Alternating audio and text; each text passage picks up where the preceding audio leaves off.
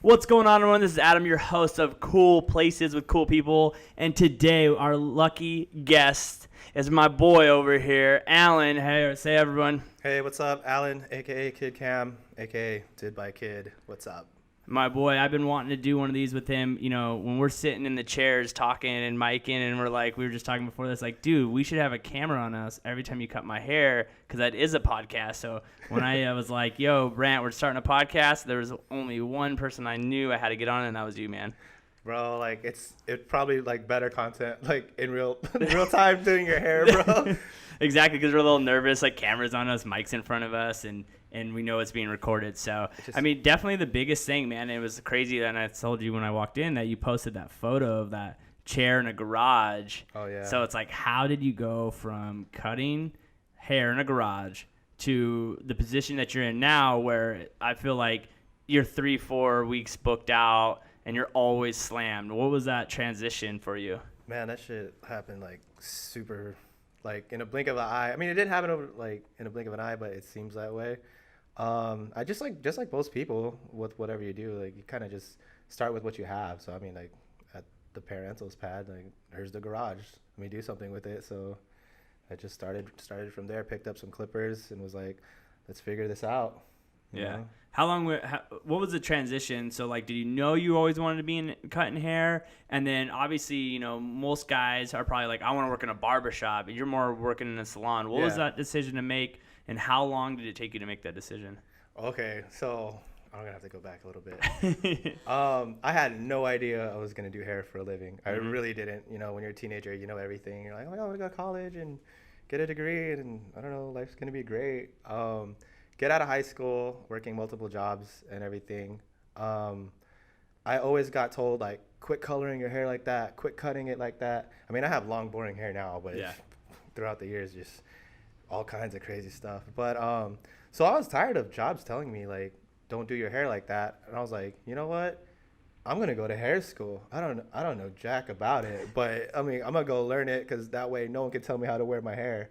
Which I think is funny, because now that I am, like, a quote-unquote professional hairstylist, like, I have boring hair now. Yeah, you're like, that's long, it's straight, nothing really. Maybe I'll throw the dreads in every once in a while, but nothing too crazy. Yeah, so, like, yeah, didn't know I want to do hair for a living, but that kind of influenced it. I mean, I was always messing with my hair growing up, but just I didn't know anything. Were you working with people's hair before you went to school, just kind of messing around with people, or did you not start that until after you went to school? Not really. Like, I found this pair of clippers in my bathroom, and, like, just the normal, like, I was back in the day when a little skater boy, like, if you needed a haircut, it's just one size all around. So, yeah, I mean, buzz it. Yeah, I do that to myself and my brothers, but that's pretty much it. No, I really got into hair. I mean, I'd always mess with my own hair, but I didn't really get into it and wanted to learn more until the jobs were telling me to stop that, and then I went to school for it. Oh, okay. What school did you end up going to?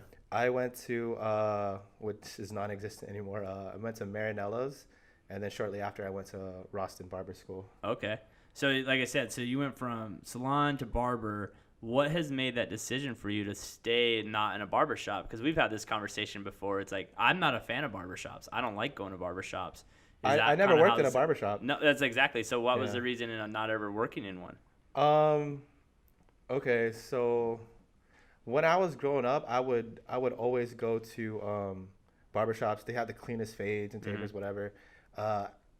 Not so much anymore, but at the time, like, there wasn't really much scissor work going on, and you wanted, like, the texture and like all the different, like, scissor work hairstyles and whatnot.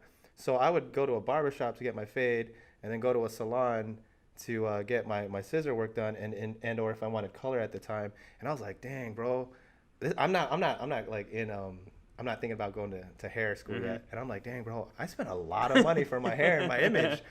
And then so when it came to the decision, like, I'm gonna go to hair school, I was like, I thought to myself as I was doing that, I was like, you know what? I'm gonna go to both schools, because I mean, why go back and forth to a barber and salon when I could just get it done in one shot? Like, I want to be that guy that can fade and do scissor work and or color if they needed it.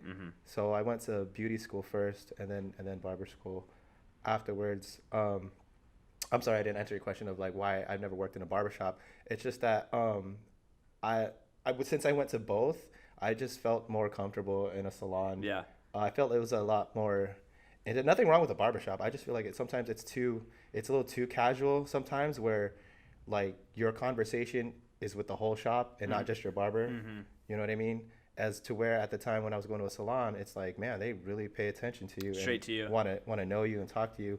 And like the vibe was a lot more, I mean, it was chill and casual, but I don't know if this is going to hurt people. I don't want to say it was more professional, but I was just like, it just wasn't as, like I said, like it just felt more intimate and more personal. So I think that's why. Well, and that's the thing that I used to always struggle with barbershops. You know, before what I did now, I used to be on the road all the time. So when I was trying to get a haircut, you know, I was dating a hairstylist. So if I went to Fantastic Sam's or someplace like that, I got shunned because I never should go to a place like that. And so I would try to find that local barbershop, and I would walk in, and I was in smaller towns, and I just felt like so uncomfortable because I wasn't one of the boys. Everyone looks at you. Everyone looks at you. Walk in, and there's some cities I walk in, I'm the only white boy, and I walk in and I'm like, That's hey, what's up. I'm just trying to get a haircut. Can you fit me in? No, man, I can't fit you in.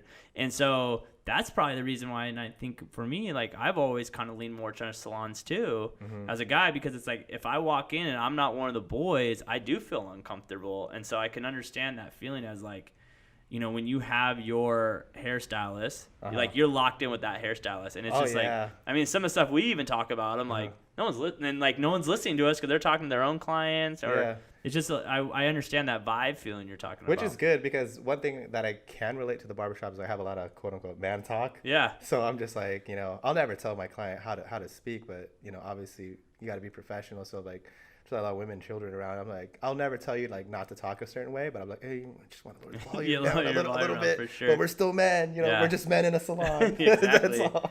Exactly. So where are we at right now, and like how long have you been here, man? We are at the Electric Beauty Lab. I have been here, dang, I don't even know. It might be 3 or 4 years this summer.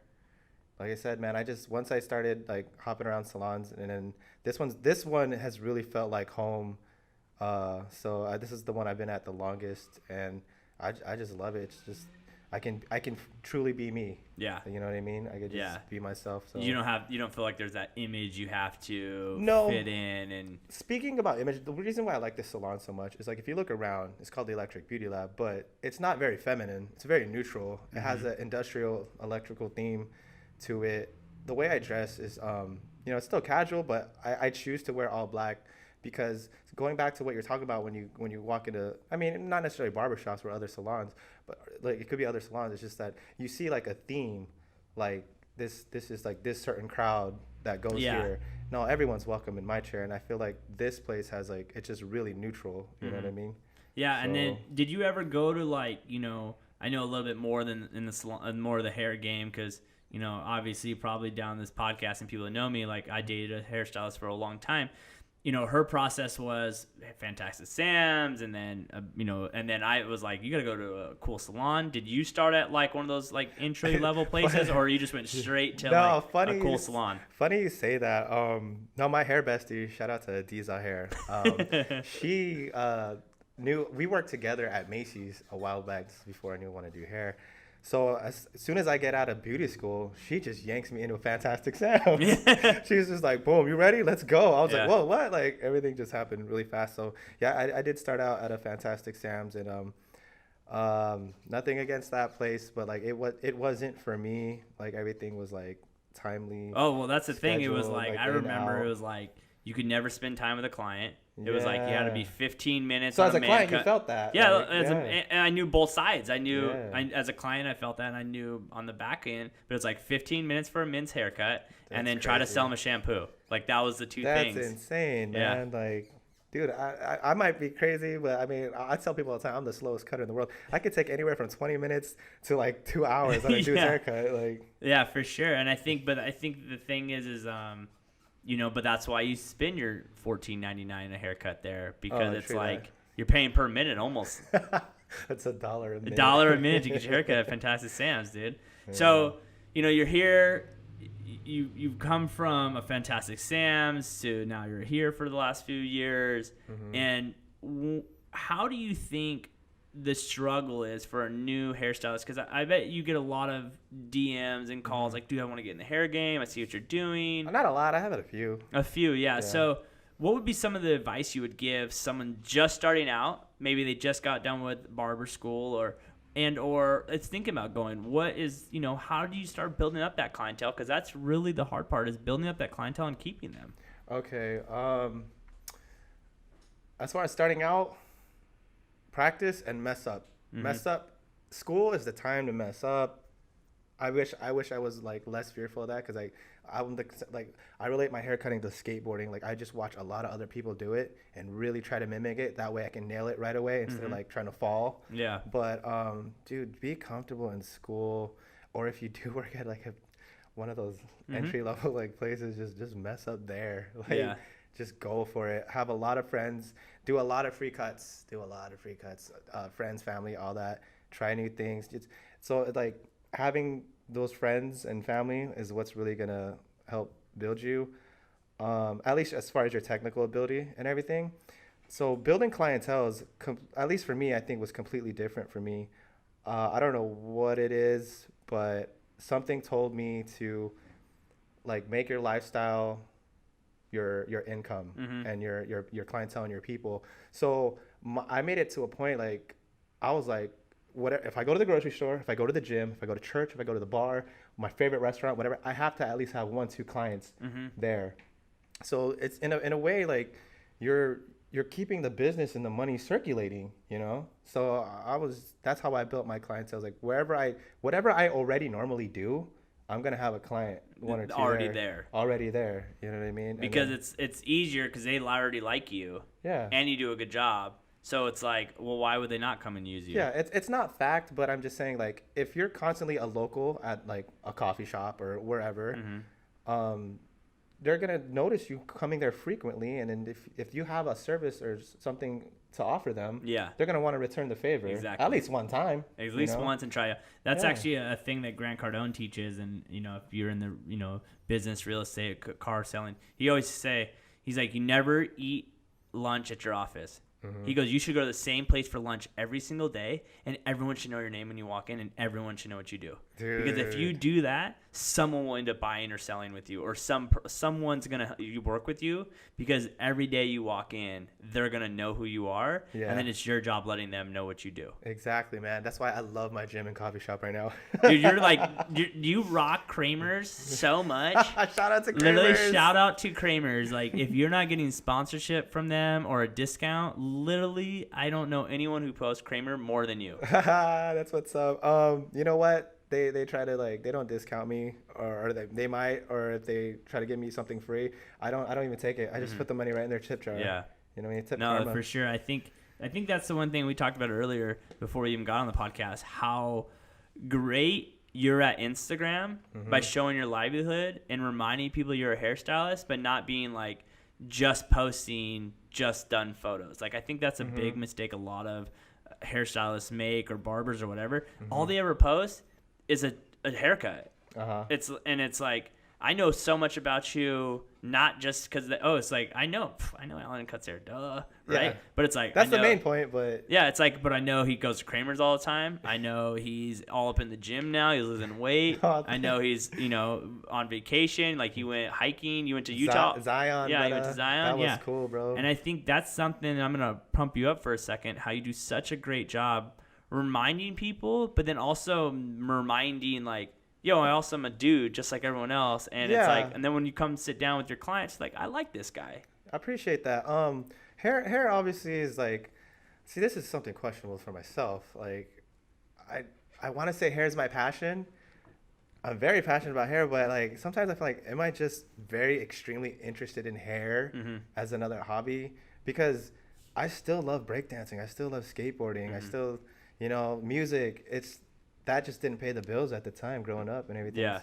And I found hair and I made a career out of it. But at the same time, like, I just don't want to be known just solely. I'd rather have people be like, oh, he loves hair. And like, when he wants to get into it and study it and whatever, he's all about that. But at the end of the day, he's like everybody else. He has like a life to live and other hobbies, other interests. And that's what I try to show to everyone else, is like, look, like, I love hair, but it's not like purely just my life. You know what I mean?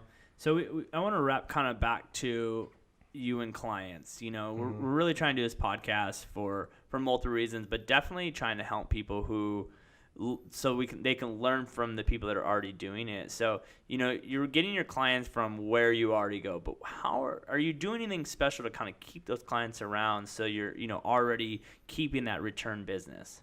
What I like to do with my clients, just to anything, I firmly believe in too much of anything is not good for you, and also like repetitiveness. I mean, it's good to be consistent, but you can be consistent in a different aspect. Like, I consistently tell my clients, like, all right, as the seasons change, so should your hair. Your hair is a part of your outfit. So when it gets colder, I tend to put them on the longer side. Let's grow this out. Or if it's hotter, like, let's go on the shorter side. But I always keep them. I educate myself as well as I educate my clients. So it's like, if they want to do a certain style or whatever, like, this is what you have to do, blah blah blah.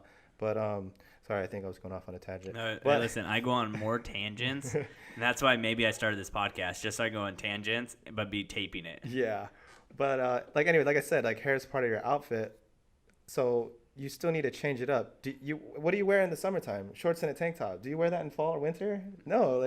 Do something different with your hair. So I think what retains my clientele is that they're comfortable and they trust me that, like, I feel like trying something different this time. And I try to do my best to thoroughly explain to them, like, we're gonna do this, we're gonna shatter this, parietal ridge. It might be throwing out big words at them, but then I'll go back and tell them what that word is, like, oh, the round of your head, bro. Yeah. And they're like, oh, okay, cool, whatever, just go ahead and do it. Do it, yeah. So, and then I assure them that, like, if this doesn't work out, luckily hair grows, and because of the way I section hair, we can go right back to your old style, no problem. So they feel more comfortable, because knowledge destroys fear. If you don't know that, you can't go back right away. Like, oh, I don't know if I want to do that. But it's like, if you tell them, like, nah, it's gonna be okay. Yeah. They trust you more. So yeah, I think I don't even know if you do. I don't even know if you realize what you do.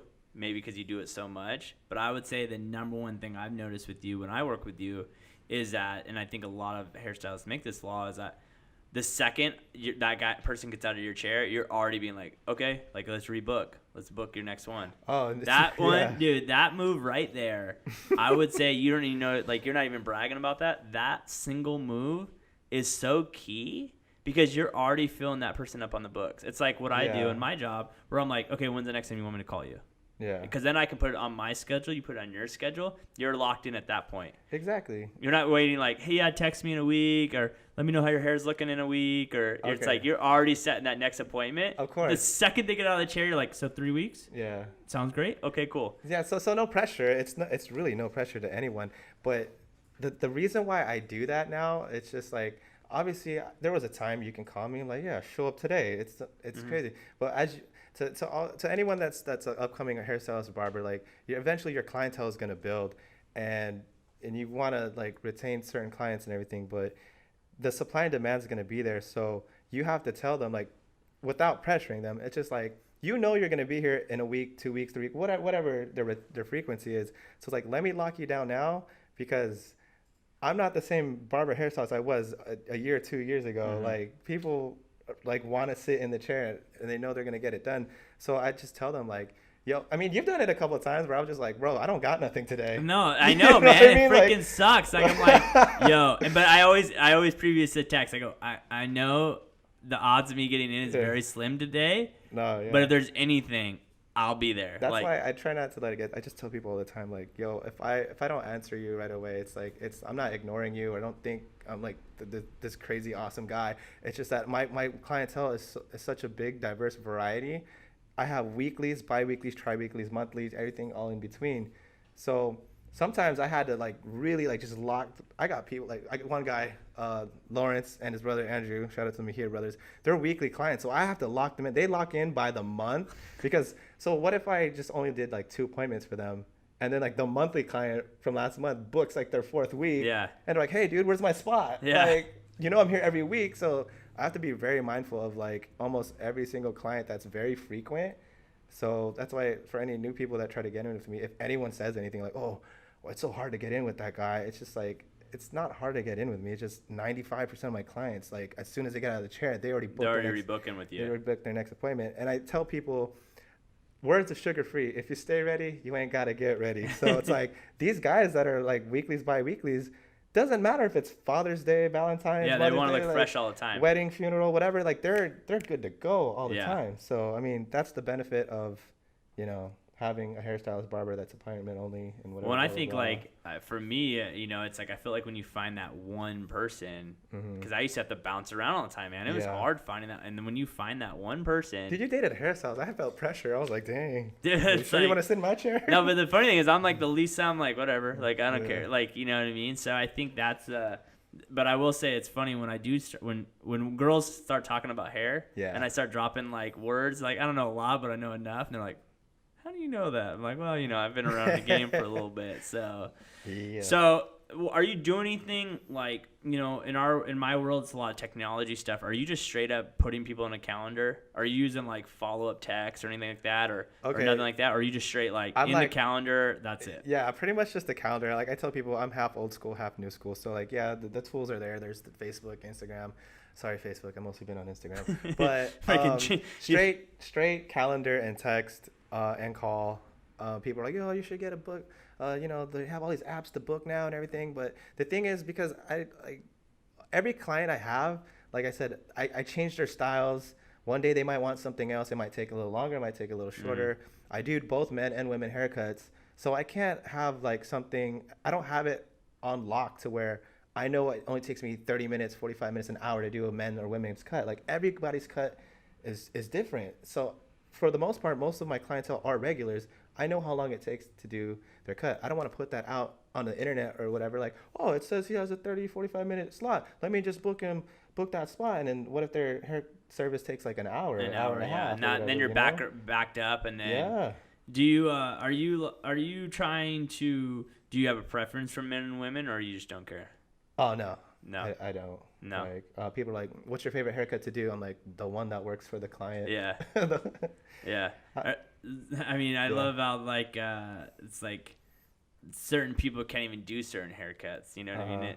I noticed for you, like I think I saw maybe a few weeks ago, like you're still going to training, like you're still going to classes. Always, man. Like what are you trying to learn? What are you trying to get better at right now? So I just think like this is never ending. So I mean, I appreciate all the compliments and whatever people want to compliment me on and what I do, but I'm forever a student. If there's nothing new to learn, there's always something you can remember or improve on. Like I do a little bit of braiding, a little bit of curling updos and whatever. I'm mostly a cutter, but that is, like I'd still like, I'll take a color class. Like I'll take those classes, So I mean, like, what do I want to improve on more technically? I don't know, man. Like, I guess I want to get better at braiding and maybe more like wedding style stuff. Oh, okay. Just for myself, like business wise, I not really. Like, I'm pretty good just being in the shop, like financially just being a cutter. Yeah, you're not gonna start rolling over to events and start doing weddings. But if I want, like, just for me personally, the art aspect and just being like learning more, I would like to learn like maybe a little bit more like wedding curling iron stuff, teasing hair, because I think it's cool. I think it's interesting. I think it's crazy what people can do with hair. You know what I mean? Oh, and or the vision that some people have that could be like, okay, I'm gonna look at this person, I'm gonna do this, and this, and they can change everything about them based on their hairstyle. Like, you really and there's some people that don't have that look. We were talking earlier. Some people are just talented at certain things, and it's crazy when you can see those people that are talented at hairstyling. You have to respect that. Pause right there. What you said, hairstyling, like, dude, that's important. I tell everyone there, even though I'm a cutter, like, finishing the haircut and styling it, that's really that's the money. Like, that's the money. That's right where you make your bucks, bro. It's not the clip. Like, when I do your hair, dude, I just don't slap anything in your hair. Like, I take my time, I blow dry and everything, and I explain why I do it. Sick blow dryer you have. Thank you, dude. Shout out to Chad. His blow dryer is the coolest thing I've ever seen.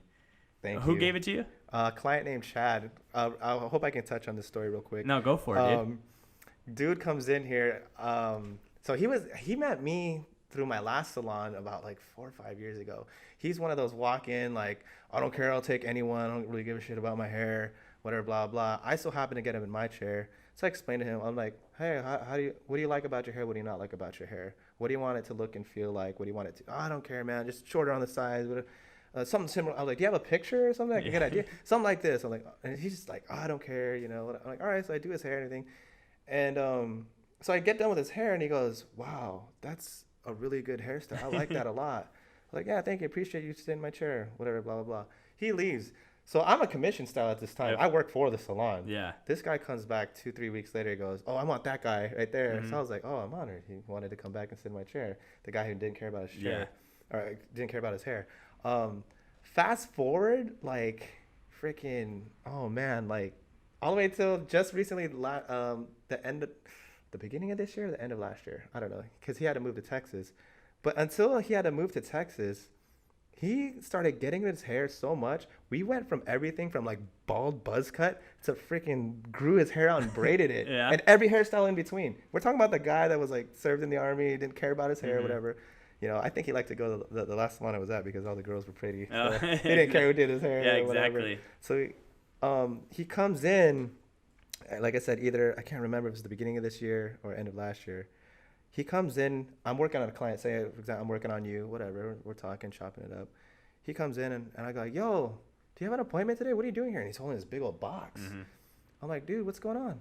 He's all, "Man, like, you know, at the time he was going through a divorce and everything." So he goes, "Yeah, life's taking me to Texas, brother." I was like, "Oh yeah, dude?" And he's just like, "Yeah, man, I'm gonna be going to Texas, bro. I brought this for you. Consider it like your severance pay. I really appreciate you being my barber for the past 4.5, 5 years." And I was like, "Dude, this dude's trying to make me cry. Like, what the hell's going on?" So he's like, "This is for you because I never cared about my hair until I met you." I opened one flap of the box. As soon as I open it, it says Dyson, and I just look at him like, "Dude, you got your barber the Dyson before you got your wife or ex-wife the Dyson?" He's like, "Yeah, man.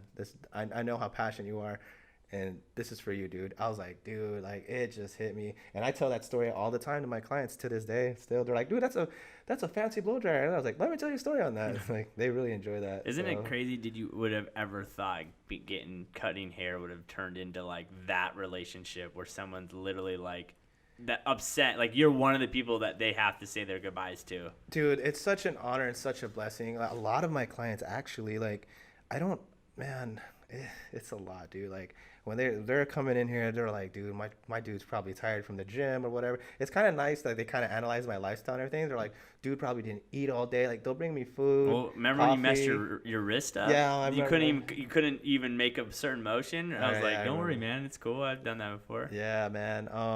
So, what was the question you asked again? I forgot. The question is that could you have ever imagined just cutting hair would get to this point where someone would literally have to give you a gift? They're upset that they have to move away from you. Oh man, it's such a big honor. I had no idea. Like I said, I had no idea I was gonna do hair for a living. But yeah, man, it's awesome, dude. I truly, I don't like to. I'm not a very like. I don't like to say anything confidently, only because it might be my downfall. Like I fear like sounding like cocky or with an ego to anyone. But I truly do have the best clients, dude. They're freaking amazing, man. Well, I think just like the vibe that they give off just on Instagram stories, just like the vibe that you guys give, just you can tell they're just happy to be here. Yeah, like they're hanging out with one of the boys. Yeah. Well, that's one thing I wanted to touch on. Like hair school didn't prepare me for that, bro. No. Like they didn't tell me. Like they're gonna teach you how to be sanitary. They're gonna teach you like the basics of cutting hair, and they're gonna tell you that you're gonna definitely be a therapist, a counselor, or whatever. Yeah, people say. I mean, it's not all positive. Like I wish it was always positive, but some people come in and they say some heavy stuff in the chair, bro. And it's like I can't always be like, "Hey, what's up, Adam? What are we gonna do with your hair today?" And like something happened to you, and you share it, and it's just like, "Oh, well, I'm sorry to hear that." Like, but I tell everybody all the time, it's like if I can't give you good advice, like, I'll just leave you with a good word and do my best to make you smile. Because, man, I think I can be a counselor, therapist, whatever, a comedian behind the chair, whatever. But at the end of the day, like, I'm just a human being like everybody else. And my whole life is more just, like, just be a good person, love what you do, and just, try to be of service to people. You know what I mean? I think definitely, like you just said, like, confidence, and that's probably not your strong set of being like, I'm awesome, I know I'm great, or whatever. I don't like saying that, man. Yeah, but I think that you're probably downgrading what you actually do that helps people. right? Yeah. By doing a great cut and making them look good or feel good, or you're giving people confidence. That's what's crazy. Because I'll tell you what, you've come out of a fresh cut, right? You're fresh cut, you're feeling good, you're wearing you're feeling good, and you walk out of that door, if you run into someone, you're like, you're looking good. Then if you walk out with a crappy haircut, you're like, dude, I don't want to run into anyone I know right now. If not, if you're a dude and you're looking fresh, you're like, where's that girl at that I've been wanting to see? Yeah. I'm just honored for like people to share their story with me. So like whether it's positive or negative, whatever, I want them walking out knowing like the next day is just gonna be better. Or if they're already having a good day, it just like super saiyaned up even more. Like it just got that much better. Like they can conquer the world. Yeah. Like it makes me feel good to make other people feel good. Like, it's just, I don't know. It's like money, it's priceless, dude. Like it's such a great feeling. I always tell people like, when you're here in my chair, this is your time out from your reality. Your career is gonna be there, your family, your friends, like whatever's bothering you. I mean, I'm not a professional. Like I can't solve anyone's problems, but I mean, I'll just, like I said, I do my best to make them feel that like they can get through their shitstorms. Well, I think sometimes like I'll see like people in here and like you're having brews with them, and then there's like sometimes there's like 4, 5, 6 people just hanging out, especially later on in the night. Like, I mean, I think that the energy that you bring is probably what separates you from other people, and really what probably keeps that clientele around. And I don't think, like you said, that's not going to be taught at no school. Yeah. And some people have it and some people don't, and obviously based on the track record that you have it, so. But what I want to end the podcast on is like, what are you trying to do? Where do you want to take this from? Like, are you ever going to open your own salon? Are you just not sure? Are you just like, I just want to cut hair for right now and see where it takes me? Or right now, like, just kind of want to cut hair, save up a little, and then just go from there. Whether like, I mean, I wouldn't mind opening up my own spot and everything. I'd still have to learn that business. I'm sure you can help me out with. Yeah, but that's when you bring me in. I'm sure that's more money and everything, but that's also more responsibility as well. I think before the podcast, we were talking about like, I think we were talking about that, like, you open up your spot, you have to make sure your staff's good. There's different personalities you work with. You got to see who's the right fit. So I mean, that's later down the line. I just want to be happy right now and pay off some debt. So, and then I think it's cool that I just do my thing right now.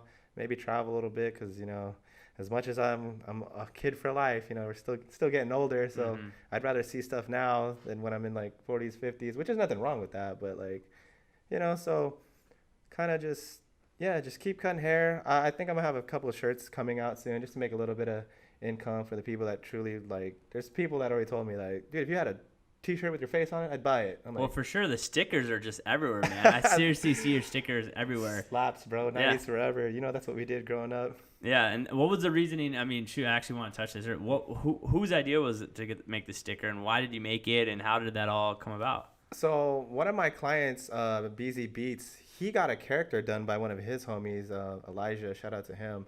So I just hit him up like, yo, I want a character too. I thought it was cool. And then one of my buddies in the hair industry, Leche, he goes, dude, that's it. That's your logo. So I was like, oh, well, let's just roll with this then, which actually turned out to be a really good thing because as far as like business cards and everything, like, you got a business card, you see a pair of scissors or a barber pole on there or something. So like, you already know that's like a hair person. And then like by accident, it was awesome. Like you just see a character, like my face. You're like, what the hell is this? So you're forced to turn it around and read it. So I was like, oh, that worked out cool. So stickers are everywhere. Back to what we were saying, like, just so it's kind of figuring it out, like just trying to be happy and, the right time will come when it comes to opening up a place and whatnot. So, yeah. Perfect, man. Well, thank you so much for taking the time, man, to do this with me. I really appreciate it. It was an honor to have you on here because of all the great things we talk about in the chair, and like maybe the next time you'll be doing a podcast and we'll be in your chair, man. So thanks a lot. And thank you so much. I'd like to do another one with you hopefully sometime, and good luck to you in your newer like episodes and everything. For sure, man. We will. Appreciate you, Adam. Thanks, buddy. Thanks, bud. Later. Woo!